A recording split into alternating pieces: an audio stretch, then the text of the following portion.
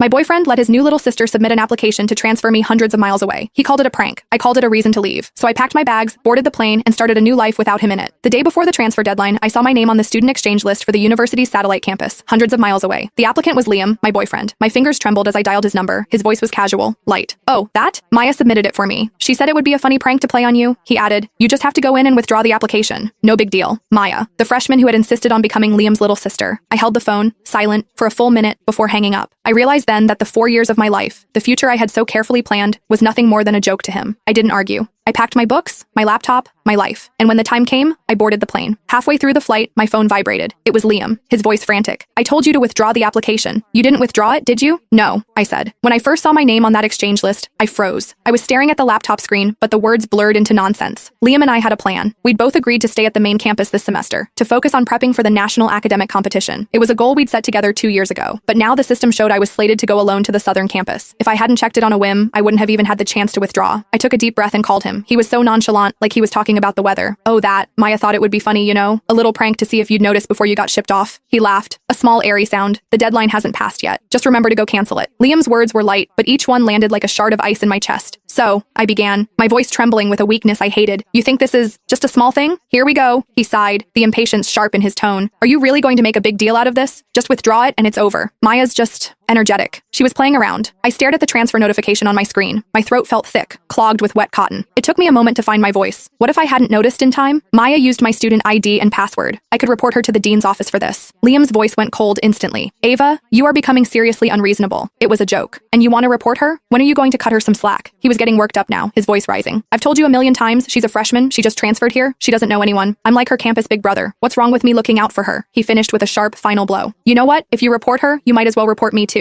The line went dead. The dial tone was a high, piercing whine that drilled into my ear, pinning me to my chair. I held the phone, my own shocked face reflected in the dark screen. The sounds of the library around me faded into a distorted silence. High school to college. I'd known Liam for 5 years, dated him for 4. He was my boyfriend, the upperclassman who had guided me through the confusing first days on campus. I thought back to freshman year of high school, when I'd hidden in a library carrel, crying because I was homesick. He'd found me, sat with me, and talked me through it with a gentleness that soothed the ache in my chest. I remembered the homecoming dance our sophomore year, when a senior girl wouldn't leave him alone. I'd walked right up and looped my arm through his, claiming him. The way he'd looked down at me then, his eyes crinkling with a smile. After the dance, walking me back to my dorm, he'd asked me to be his girlfriend under a sliver of a moon. 5 years had woven him into the very fabric of my life. Everyone said we were the campus golden couple, destined to walk the same path. We'd already planned it all out. After graduation, we'd stay in this city, get an apartment, adopt a cat. We were going to carefully transplant our student love into the real world and watch it grow. Everything was supposed to run on its designated track, smooth and steady, toward a bright future. But now, I was staring at a cold, digital notification that felt like a punchline to a joke I wasn't in on.